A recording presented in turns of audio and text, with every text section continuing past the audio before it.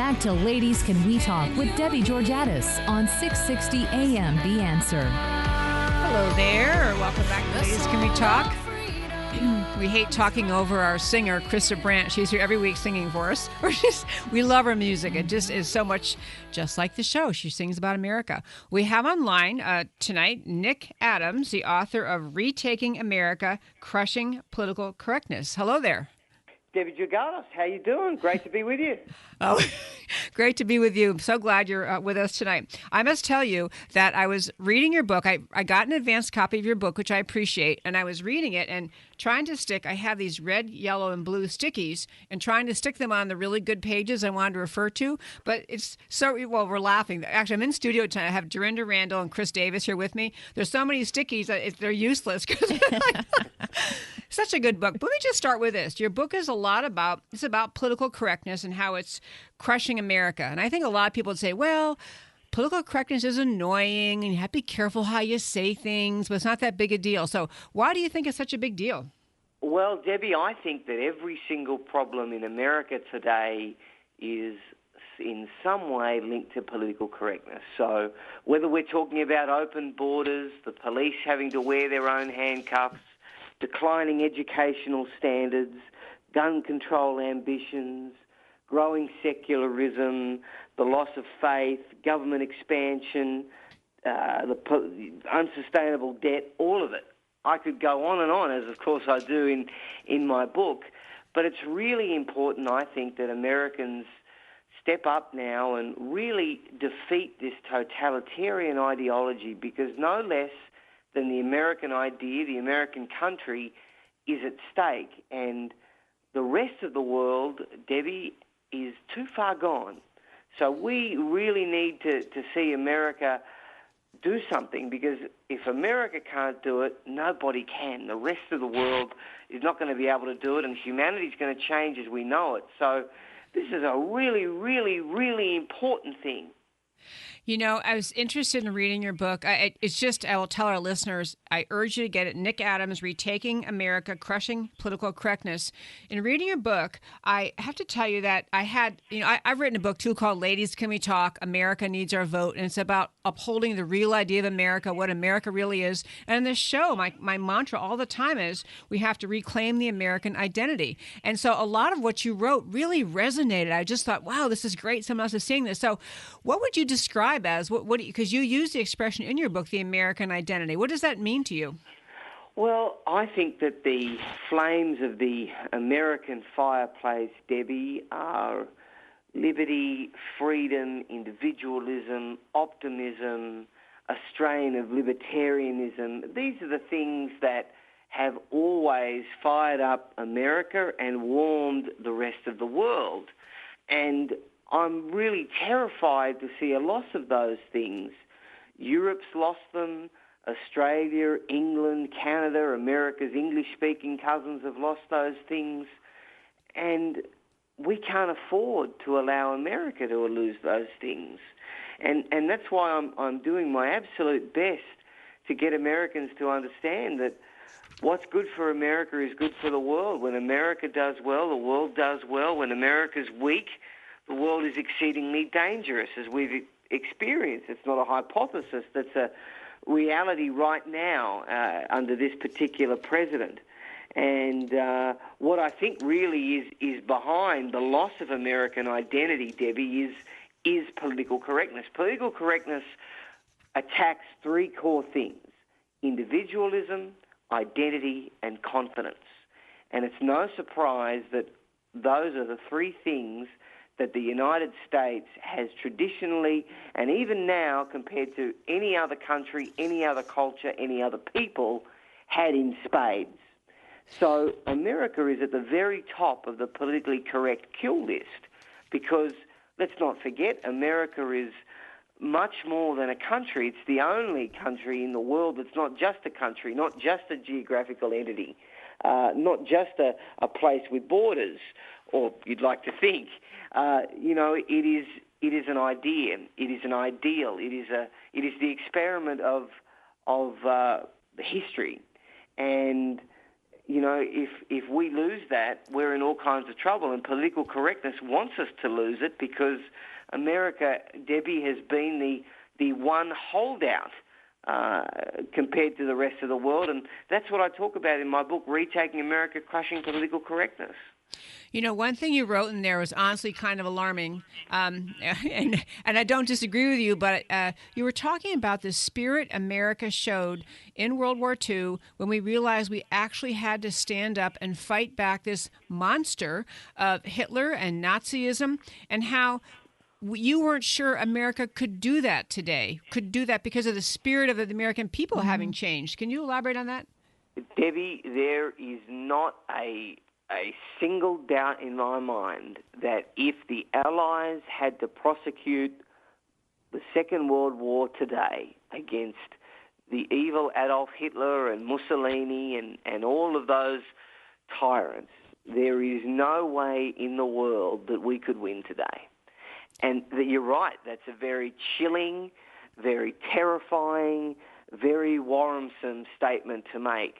But it's true. Our thinking has changed. The way that we approach things have changed.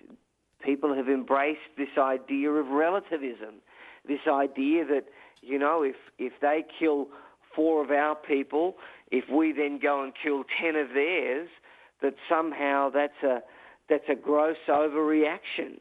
And that's evidence that we're a malign, terrible place.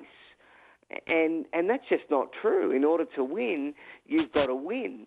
And let me make this point to you and your listeners, Debbie. 75 years ago, both your country and mine interned Japanese, Germans, and Italians that were Americans and Australians with almost zero evidence that there was any suggestion that they were in some way sympathetic to the cause of the Nazis or the Japanese in Japan or the Italians in Italy. But we did it because we didn't want to take a chance.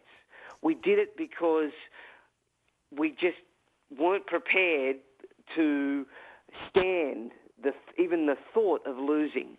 Now, today, we're at war with radical Islam. That's a reality. People don't want to talk about it. Right. People don't want to acknowledge it, Debbie, but that's the truth. Now, we have actual evidence that right now, in America, in Australia, in England, in Canada, in Western countries all around the world, that there are people of the Islamic faith that do want to do harm to those nations. But if anybody were to raise the spectre of internment camps for people of Islamic faith in Western countries today, there would be sheer pandemonium that would break out. And it just shows you that our whole thinking, our whole approach has changed. And, if lawyers had to approve our military target lists in the Second World War, there is no way in the world that we could have won. That's just a reality.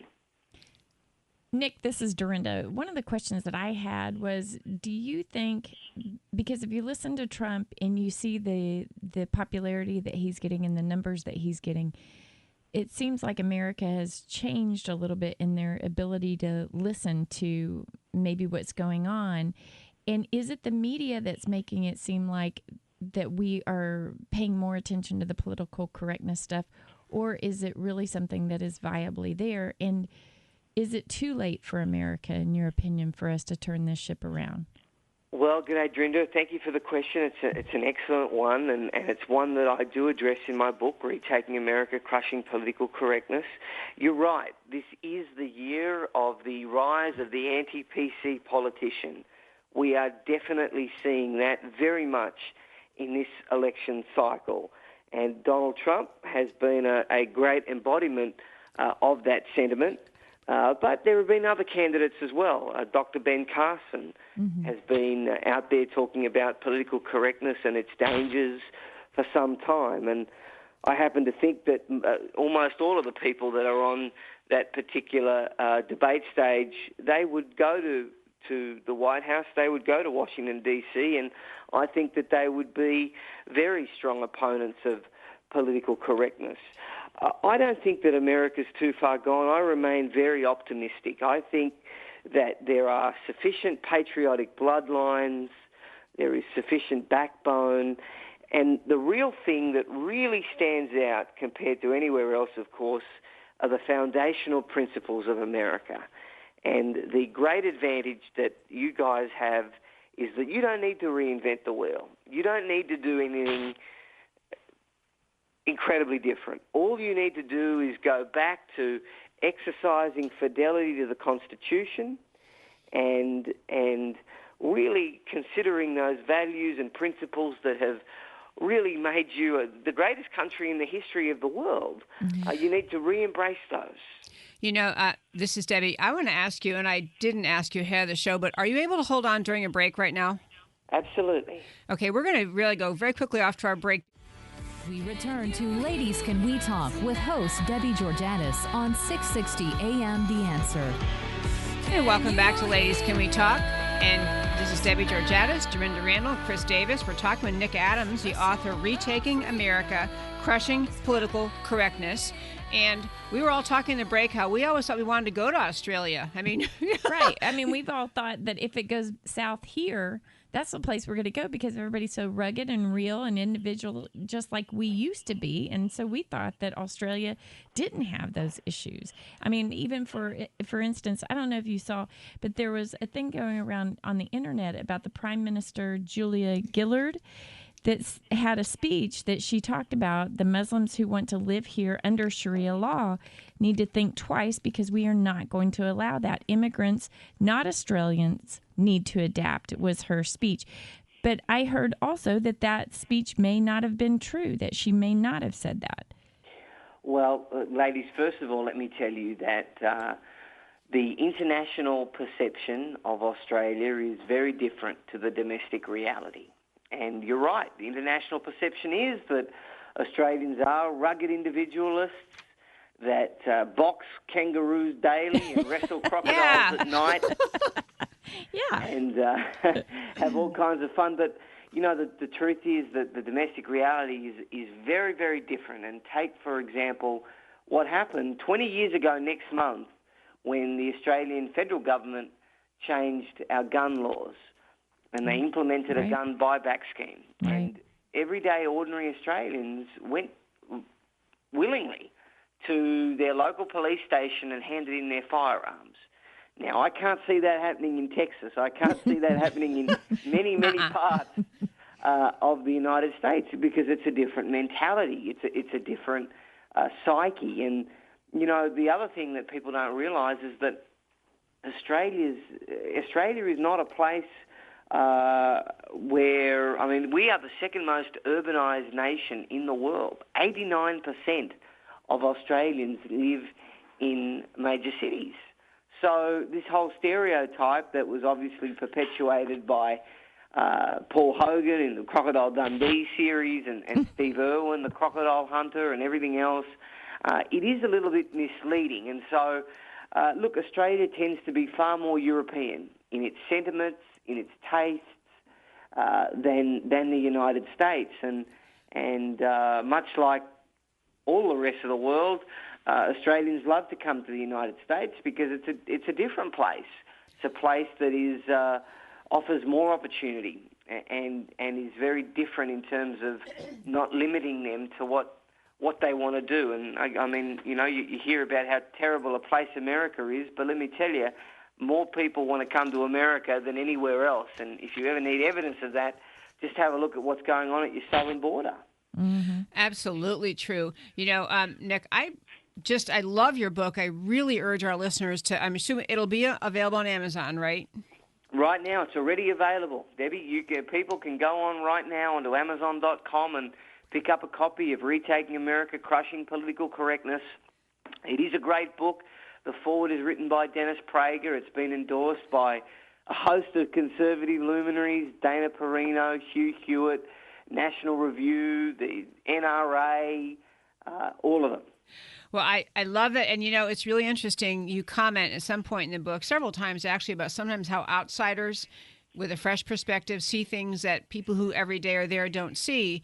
But it really is true. And this is part of, again, why I wrote my book and do this radio show and do my talks is I want people to re-embrace and relearn why America is so special and great and unique and exceptional. And the world needs us to be that. And we're the standard bearer of liberty the world needs. And now that you've gotten us all disappointed about Australia, because we thought that was our other choice.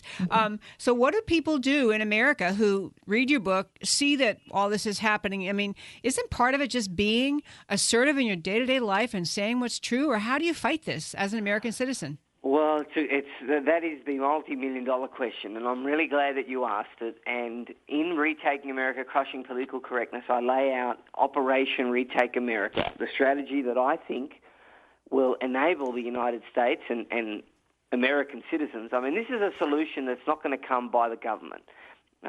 People always ask me, well, who do you support in the presidential election? And obviously, because I don't live in Chicago, I can't vote. But the truth is that America's problems are not going to be saved by the ballot box. Yes, it'll go some way in helping get a president that's not going to be a continuation of President Obama's legacy. But really, change is going to come around the kitchen table at homes. Mm-hmm. And, political correctness is something that we all recognize, that we've all seen, and that constantly and continually frustrates us. And we need to step up and be bold. We need to re-engage in the culture war. We can't afford any longer to turn off television hosts that we don't like. Mm-hmm. We can't just tune out. We've got to, in order to beat the enemy, we've got to understand the enemy. We've got to study the enemy. We've got to know the enemy as well as they know themselves. We've got to be able to anticipate every move that they make. Then in terms of the schools, and when I talk about schools, I mean elementary schools, middle schools, high schools, universities, colleges. These places have been taken over by the politically correct. And ladies, the left have always understood much better than us that in order to control tomorrow, you must control the children of today. Right. And that's what they've done. And now with these millennials that have reached voting age, that are really affecting the culture through this social media stuff, they are changing the culture. Political correctness was born on these college campuses, but it's been weaponized by social media, and we are in a great deal of hurt right now. This is not going to be an easy fight to win, because we have already a couple of generations that have been indoctrinated almost from birth about ideas and opinions and principles that are completely antithetical to the American way. So it's not going to be easy to win, but we've got to win. And in order to win, we need to be fearless. We need to fearlessly repudiate it. Political correctness is all about asserting a narrative rather than telling the truth, telling it like it is. And it's about these moral and intellectual Lilliputians, these pixies that want to bully us into conformity, that want to bully us into silence, that want to take away our confidence, strip our identity away, remove our individualism, make us all the same, make us sheep. And that's just not American. I mean, I can't think of anything. What people love about America is that everybody's different, that everybody's an individual, that everybody is... It's exciting when people are different. And yet these people want to remove all of that from us. Absolutely true. And Nick, I must jump in. I just saw the time on the clock. Nick Adams, tell our listeners very quickly in 10 seconds how they can find you. Well, Retaking America, Crushing Political Correctness. It's on Amazon right now. If you love America and hate political correctness, that's the book for you. Thank you so very much for calling in. Great to have you. Folks, we have top of the hour news coming up. Come back after the break.